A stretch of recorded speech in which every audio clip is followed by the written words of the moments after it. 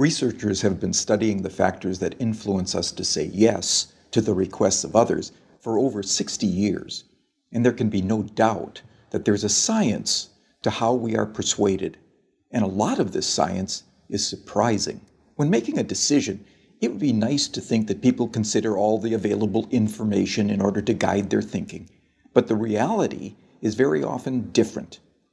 In the increasingly overloaded lives we lead, more than ever, we need shortcuts or rules of thumb to guide our decision-making. My own research has identified just 6 of these shortcuts as universals that guide human behavior. They are reciprocity, scarcity, authority, consistency, liking, and consensus. Understanding these shortcuts and employing them in an ethical manner can significantly increase the chances that someone will be persuaded by your request. Let's take a closer look at each in turn. So, the first universal principle of influence is reciprocity. Simply put, people are obliged to give back to others the form of behavior, gift, or service that they have received first. If a friend invites you to their party, there's an obligation for you to invite them to a future party you are hosting. If a colleague does you a favor, then you owe that colleague a favor. And in the context of a social obligation, people are more likely to say yes to those that they owe. One of the best demonstrations of the principle of reciprocation comes from a series of studies conducted in restaurants. So the last time you visit a restaurant, there's a good chance that the waiter or waitress will have given you a gift, probably at about the same time that they bring your bill. A liqueur perhaps, or a fortune cookie, or perhaps a simple mint. So here's the question. Does the giving of a mint have any influence over how much tip you're going to leave them? Most people will say no, but that mint can make a surprising difference. In the study, giving diners a single mint at the end of their meal typically increased tips by around 3%. Interestingly, if the gift is doubled and 2 mints are provided, tips don't double. They quadruple, a 14% increase in tips. But perhaps most interestingly of all is the fact that if the waiter provides 1 mint, starts to walk away from the table, but pauses, turns back, and says, "For you nice people, here's an extra mint," tips go through the roof. A 23% increase, influenced not by what was given, but how it was given. So the key to using the principle of reciprocation is to be the first to give and to ensure that what you give is personalized and unexpected. The second universal principle of persuasion is scarcity. Simply put, people want more of those things they can have less of. When British Airways announced in 2003 that they would no longer be operating the twice-daily London-New York Concorde flight because it had become uneconomical to run, sales the very next day took off. Notice that nothing had changed about the Concorde itself. It certainly didn't fly any faster, the service didn't suddenly get better, and the airfare didn't drop. It had simply become a scarce resource, and as a result, people wanted it more. So when it comes to effectively persuading others using the scarcity principle, the science is clear. It's not enough simply to tell people about the benefits they'll gain if they choose your products and services. You'll also need to point out what is unique about your proposition and what they stand to lose if they fail to consider your proposal. Our third principle of influence is the principle of authority, the idea that people follow the lead of credible, knowledgeable experts. Physiotherapists, for example, are able to persuade more of their patients to comply with recommended exercise programs if they display their medical diplomas on the walls of their consulting rooms. People are more likely to give change for a parking meter to a complete stranger if that requester wears a uniform rather than casual clothes. What the science is telling us is that it's important to signal to others what makes you a credible, knowledgeable authority before you make your influence attempt. Of course, this can present problems.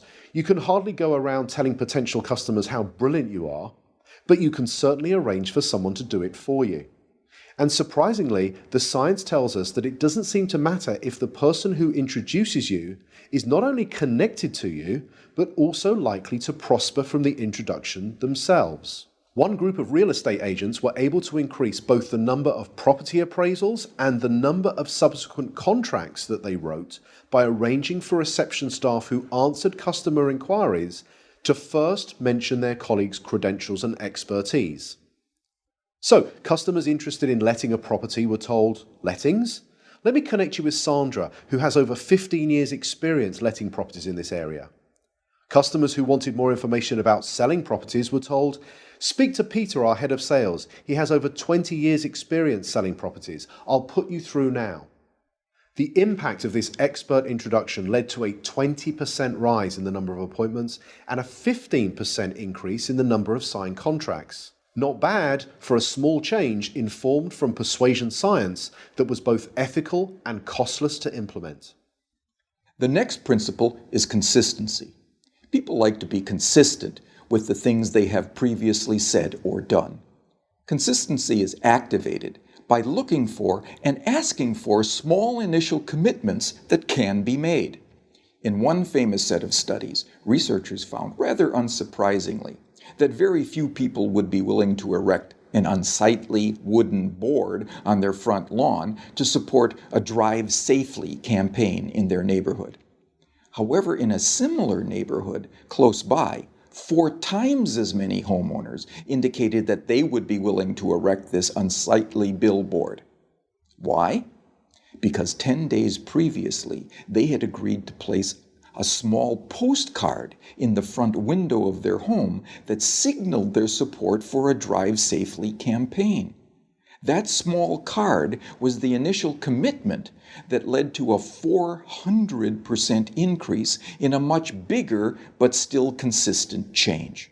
So, when seeking to influence using the consistency principle, the detective of influence looks for voluntary, active, and public commitments and ideally gets those commitments in writing. For example, one recent study reduced missed appointments at health centers by 18%, simply by asking the patients rather than the staff to write down appointment details on the future appointment card. The fifth principle is the principle of liking. People prefer to say yes to those that they like. But what causes one person to like another?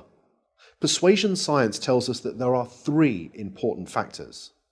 We like people who are similar to us, we like people who pay us compliments, and we like people who cooperate with us towards mutual goals. As more and more of the interactions that we are having take place online, it might be worth asking whether these factors can be employed effectively in, let's say, online negotiations. In a series of negotiation studies carried out between MBA students at 2 well-known business schools, some groups were told, "Time is money, get straight down to business."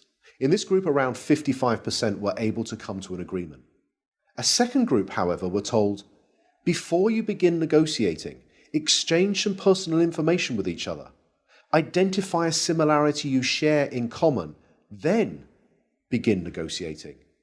In this group, 90% of them were able to come to successful and agreeable outcomes that were typically worth 18% more to both parties. So to harness this powerful principle of liking, be sure to look for areas of similarity that you share with others and genuine compliments you could give before you get down to business.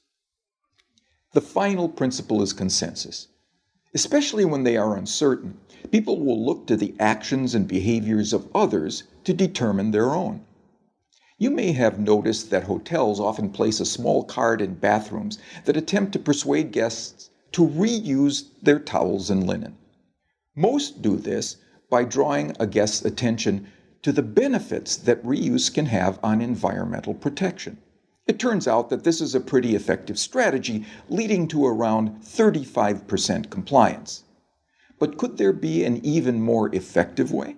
Well, it turns out that about 75% of people who check into a hotel for 4 nights or longer will reuse their towels at some point during their stay.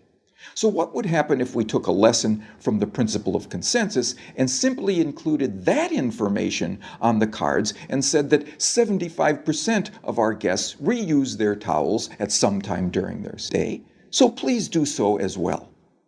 It turns out that when we do this, towel reuse rises by 26%. Now imagine the next time you stay in a hotel, you saw one of these signs. You picked it up and you read the following message. 75% of people who have stayed in this room have reused their towel. What would you think? Well, here's what you might think. I hope they're not the same towels. And like most people, you'd probably think that this sign will have no influence on your behavior whatsoever. But it turns out that changing just a few words on a sign to honestly point out what comparable previous guests have done was the single most effective message, leading to a 33% increase in reuse. So, the science is telling us that rather than relying on our own ability to persuade others, we can point to what many others are already doing, especially many similar others. So there we have it, 6 scientifically validated principles of persuasion that provide for small, practical, often costless changes that can lead to big differences in your ability to influence and persuade others in an entirely ethical way. They are the secrets from the science of persuasion.